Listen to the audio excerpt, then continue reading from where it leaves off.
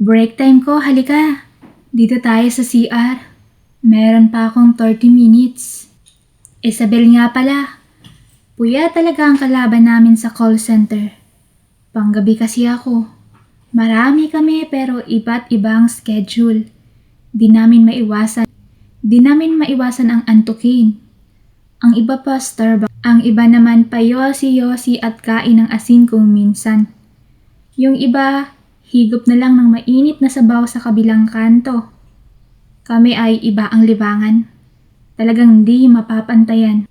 Isang init ng ora lang sapat na sa department namin. Ganito namin ginagawa yon pag break time ng TL namin. Sumasabay talaga kami para naman makabuelo talaga. May usapan na kami ng katrabaho ko kapag break time. Yun na ang gagawin namin. Wala talaga kaming relasyon. Init lang ang habol namin. Hindi na namin kailangan ng ginagawa ng iba. Talagang kapag ginawa na namin yun, buhay na buhay ang mga litid ugat namin. At parang napakaayos ng daloy ng dugo. Pag pumasok ako sa CR, alam niya na, nasusunod talaga siya. Kasi hinahabol lang namin ang bawat minuto namin. Di ko lang alam kung kita ng operator ng CCTV ang pagpasok namin. Pero di kasi mahahalata kasi para siyang public CR na marami talaga ang nalabas-pasok at sa loob may mga rooms na maliliit. Yun ang naging hiding namin. Kaya talagang buong taon na namin yung ginagawa. Ni isa ay walang nakapansin sa amin. Di ko lang din alam sa ibang oras kung may ganoon din sa kanila dahil pa sa bandang dulo ay may kasabay kami. Kahit may naririnig kami ay tuloy lang din sa ginagawa namin. Kasi kung kami nga ay ganoon malamang sa ibang department ay may mga ganon ding ginagawa. Ang pinakamatagal namin ay 15 minuto up to 30 minutes lang. Ganun lang kadali pero naibabalik ang energy namin.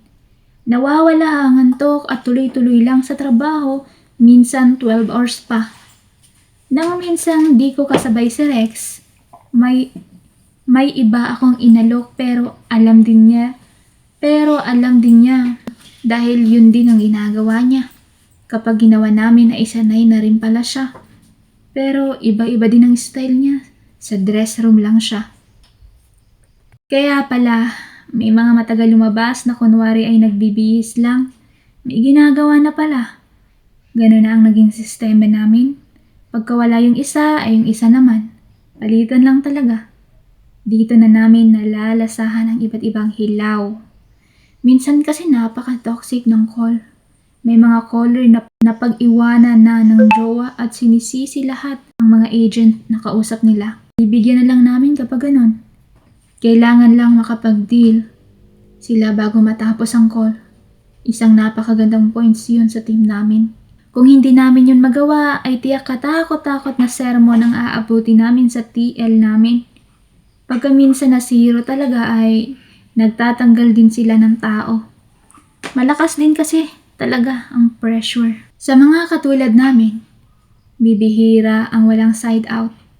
Ang kalaban kasi namin ay oras at sariling katawan at pressure. Kilalang kilala na rin namin ang isa't isa. Araw-araw ba naman na ganoon ang ginagawa namin? Karamihan niya pala sa amin ay walang committed na relasyon. Parang laro na lang kasi sa amin ang buhay. Kikita ng 35k sa 1 month then after 3 days ay wala na yun. Matagal kumita, mabilis maubos. Dahil na nga rin sa mga bills and payments namin. Kung minsan ay may nakakausap din kaming customer na mahilig. Kaya nakakahanap talaga kami ng mga ka-online tsak-tsakan. May nakausap ako one time. Dito na nagbago ang financial stability ko. Siya si Rigor ng California. Maihahawig siya sa mga wrestler dahil sa pagkakabuild ng katawan niya. Siya na ang pampaantok ko sa umaga.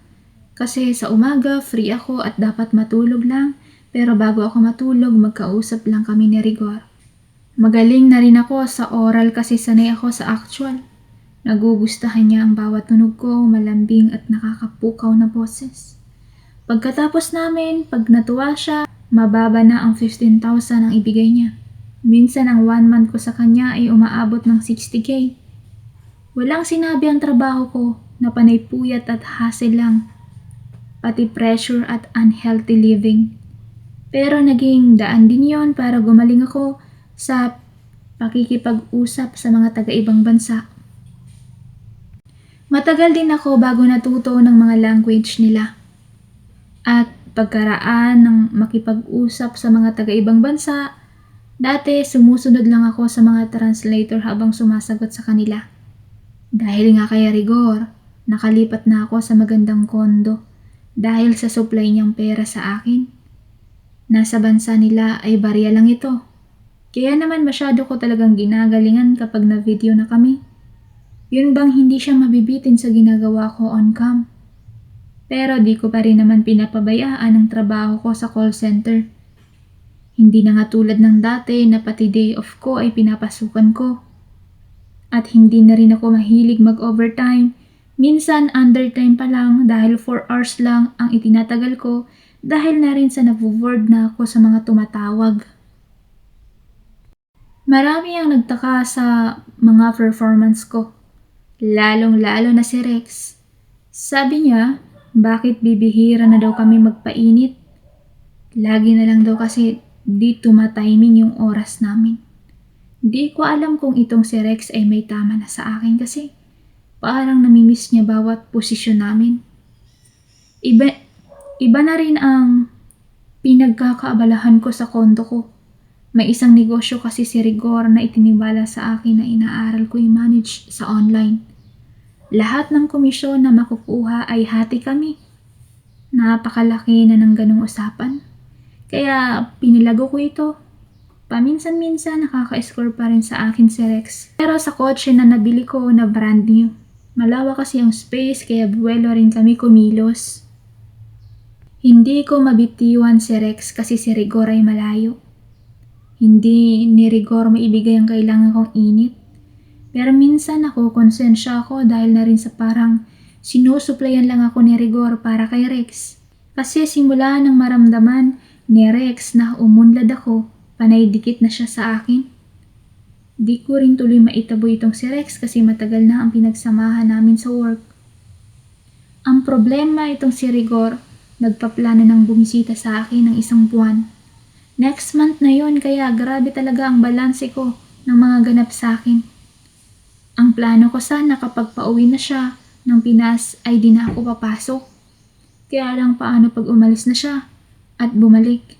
Siguradong mapuboring ako sa loob ng kondo, lalo na sanay ako magtrabaho at makipag sa mga katrabaho ko. Siguro pagsasabayin ko na lang mag-leave na lang ako ng 1 week dahil di ko pa naman nagagamit ang leave ko. Ang problema, mabuboring si Rigor mag-isa. Kaya ang maganda talagang gawin ay pigilan ko muna siya na bumisita sa akin. Para mapornada ay nag-request ako na magpatayo kami ng bahay para pag uwi niya o pagdalaw niya ay may maayos at sariling bahay siyang dadatnan. Yung pera na ipapamasahe niya back and forth ay magagastos muna at walang magiging conflict sa akin. Pumayag naman siya at next year na lang siya bibisita sa akin. Ipinadala niya ang 500,000 para sa bahay.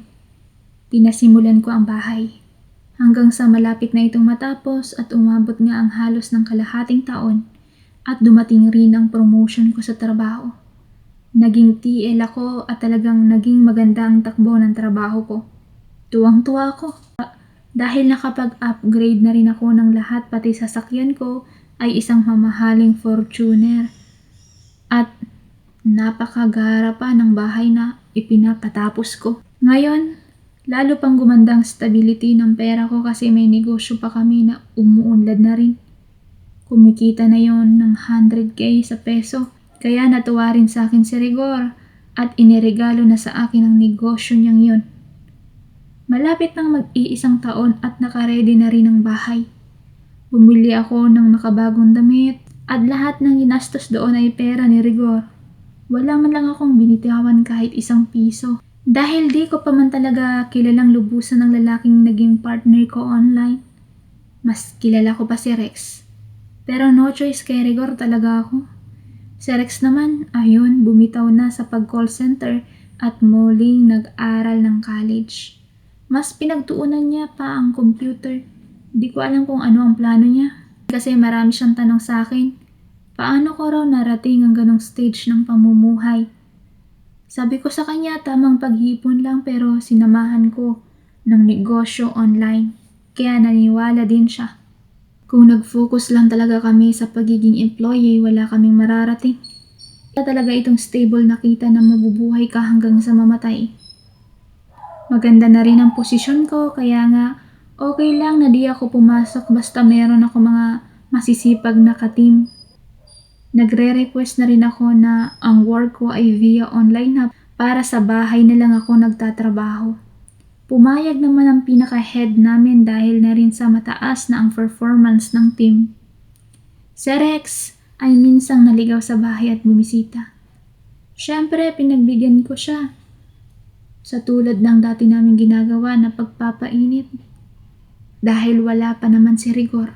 Matagumpay na siyang isang apps installer at marami na siyang kasosyo na mga advertising. Kaya, nakita ko rin ang grow niya. Hindi lang basta motor ang dala niya pagbisita sa akin kundi mamahaling motor na big bike.